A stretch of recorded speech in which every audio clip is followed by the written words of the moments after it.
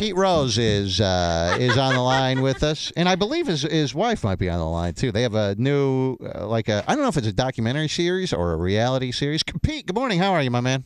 Hey, Rover, how you doing? Well, actually, it's a fiance. Oh, fiance. Oh, you haven't tied the knot yet. Show that will be on Monday night at 10 o'clock on TLC. It's called Pete Rose Hits and Misses, and the misses is MRS, abbreviation for misses, the woman, not like hit a miss like you're swinging at a ball and miss. Now, I did that a lot too. Well, listen. I was actually at your game when you broke the all-time hit record. I was there, and I was probably only about. Well, what year was that, Pete? 1985, September 11th. So I was a few days before my 10th birthday. I was 9 years old, and I witnessed that. In fact, I even have little souvenirs at home from that, and it's one of my greatest memories. I am one of the few people who witnessed that, and then I was at the game where Barry Bonds broke the home run record. I was at that game, too, so I witnessed both the hitting record and the home run record. Tell me about this reality show. I mean, are you really opening up in this, Pete? Well, my whole life's been kind of an open book. I mean, I'm one of those guys that when I'm asked a question, I try to answer it, and I don't try to hide anything. And when you say an open book, it's there's not much off-color stuff. I mean, she's a much younger girl than I am, and she keeps me enthusiastic. She keeps me young, and we have a lot of fun together. We're very compatible, and we got interesting things going on, whether it's taking her daughter to get her braces off, or having a daughter a party that's going to high school for the first time, or her son at a baseball camp, or let's go to Cooperstown and do an event, or sit down and do a tattoo. I got a Running Man tattoo on my arm, first tattoo I ever got in my life. So it's kind of, I can't give it all out. What do you think your dad would think? You had I watched a documentary on Pete Rose maybe about 6 months ago. I forget what it was called. And what would your dad think of you if you were around getting a tattoo? I don't think he'd get mad at me getting a tattoo of the Cincinnati Reds. No. If I got a tattoo of something else, I think he might mind. But when I say the Running Man, it's actually the logo that's on the sleeve, the left sleeve of the Reds uniform. Gotcha. Right. Running Man. Right. Left sleeve. So, my dad wouldn't care about that, I don't think. How old are you, Pete? 70. 70. How old is your fiance? You never ask a girl her age. And, to be honest with you, I'm going to be honest with you. Yeah. I know her birthday's July 6th. I've never asked her how old she is. You're kidding me. I don't that. care. I really? really don't care how old she is. When... I mean, as long as she's happy and I'm happy, and we make each other laugh, and we get along good, and she's not a drinker, I'm not a drinker. She's not a clubber, I'm not a clubber. So we got a lot of things in common, and it seems like, guys, it seems like everybody else is worried about the age. Mm-hmm. And if I'm not worried about it, she's not worried about it, what the hell's the big deal? I'm not the only guy to be going out with a younger girl. I think Donald Trump married a younger girl. I think Jay Leno married a younger girl. I think David Letterman married a younger girl. So I don't understand why everybody. If you're happy, that's the important thing. Okay, it's not the age difference. Now, if I act my age and she act her age, we'd probably have a problem. Yeah. But I don't act my age and she don't act her age, so we don't have a problem. When you meet simple. And if you watch the episodes, which I hope you do, you'll see how compatible we are on the air. Pete, when you meet a woman, when you start nothing phony about it, we're not doing anything phony. We're real. It's a real family. It's a real. She got younger kids, I got older kids, and it's a real American family. Pete, when you start dating a woman, is there a part of you that wonders if they really like you, especially if they're that much younger, or if they're just out for your money or because of who you are? Have you had experiences with other women in the past who are just after that kind of stuff?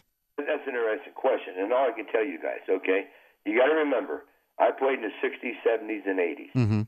Okay, So if she was marrying for gold, she'd be going after Jeter or somebody. Okay? Because I work my ass off. I still work 20 days a month, but I enjoy doing it. Yeah. And people get that impression because of the way she looks. Yeah. The way she looks, the way she's built, that she's a gold digger. But she's not she's a businesswoman. She got her own home. She has her own business. I mean, she's not no gold digger. She just happens to really love a guy that got a lot of hits. She is. I'm looking at a picture of her. She's beautiful, Pete. Smoking hot. She's really hot. I mean, she's. And her biggest attribute is her personality. I mean, she's just got a great personality, and she's got brains. She's not a Korean girl with big boobs without no brains. She's got brains. Her breasts are beautiful. I mean, she's just fun to be around, and we're very compatible, and we do a lot of traveling, so there's a lot of fun going on here. Life's too damn short. You got to have fun. You got 4 write-in votes to be inducted into the Baseball Hall of Fame. Yep, 4 people wrote in your name, even though you're banned, lifetime ban that you're serving out in baseball. How does that make you feel? You must feel, I would assume that must make you feel proud that people would think enough of you to write your name in, even though you can't get in. Right. Well, I appreciate that, but sometimes guys write my name in so they can be singled out. Oh. And they can say, well, so-and-so from so-and-so wrote Pete Rose's name in. I appreciate that, but if I'm out on the ballot, you're kind of wasting your time. And that's the way I look at that. I mean, if I'm ever on the ballot, then write my name in. That's the way I look at it. But, I respect the guys, and there's guys that won't vote for somebody on the first ballot because Joe DiMaggio didn't get in on the first ballot, which I think is terrible. I mean, Joe DiMaggio went in the 1940s. Mm-hmm. Things have changed. Mm-hmm. I mean, and there's a lot of guys that did I tell you there's a lady out here in L.A. that has a vote? Okay, she has a vote for the Hall of Fame. Do either one of you guys, do you have a vote? No. Okay. She voted for Sean Green. For Sean Green? She said because he helped the Jewish community. Well, that doesn't sound right. I mean, do you think they should change the system then? Yeah, I just because a lot of these guys who vote don't even go to the ball games anymore. They've been voting so long. Some of these, these older established reporters. Do you think, regarding, the speculation is that they didn't put Barry Bonds in because of Sammy Sosa and whatnot, Clemens, because of their ties to steroids. How do you feel about that? I mean, obviously these guys had major accomplishments, but it looks as if they were cheating. Should they get into the Hall of Fame? I don't know if you can say it looks as if Clemens was cheating, because till this day, Clemens says he didn't take any drugs. He never failed a drug test. He went in front of Congress, was exonerated there. Bonds said he rubbed it on him, and Sosa flunked the test. Palmeiro flunked the test, so we can say it about those guys. But then what about Piazza? What about Biggio? What about Jack Morris? What did they do? I mean, what did they do? I mean, I've been watching TV the last week and a half or so, and the way these writers were all talking, I think they all talked themselves into nobody going in. I mean, Biggio, the first player with 3,000 hits not to go in on the first ballot since 1945. 45. I mean, you get 3,000 hits, that's a pretty good plaque. Right. It hasn't changed like 500 home runs because of drugs. You understand what I'm saying? But wouldn't it be nice if you could ask Babe Ruth that question, or you could ask Roger Maris the question about the steroids, or Hank Aaron? You know, if someone beat my record 42-57 and was linked to steroids, I'd have some really good things to say.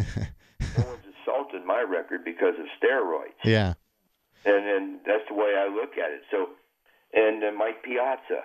I mean, I think personally, Mike Piazza is the best offensive catcher in the history of baseball.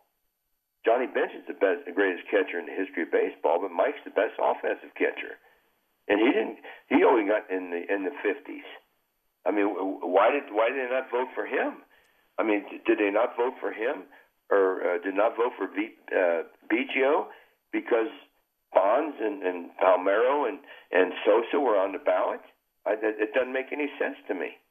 Pete Rose is on with us. His reality show, Pete Rose Hits and Misses, premieres Monday, 10 p.m. on TLC. His website is PeteRose.com. Pete, listen, I wish you the best of luck with this reality show. You're an interesting guy. I'd love to have you back on sometime because I'm a big Pete Rose fan. I was at the game when he broke the hitting record. It's one of my greatest memories of growing up as a child, and we were, my family and I, boy, I remember when you didn't do it that game before. We got on, or I think you were on a road trip before, and when you were coming back to Cincinnati, we were in Cincinnati, living in Cincinnati at the time. We got on the phone. That's how I used to get tickets to baseball games. You just had to call on the phone. We didn't have the internet back then. And, boy, we were calling, and it was busy. Finally got through, ordered those, and it was like, I mean, screams going throughout the house that we were going to be able to go to that game and witness that. So, listen, I wish you the best of luck with this reality show, and we'll have you back on again sometime, my man. It's nice talking to you. Thank you. Have a great day. Thank you. Pete Rose.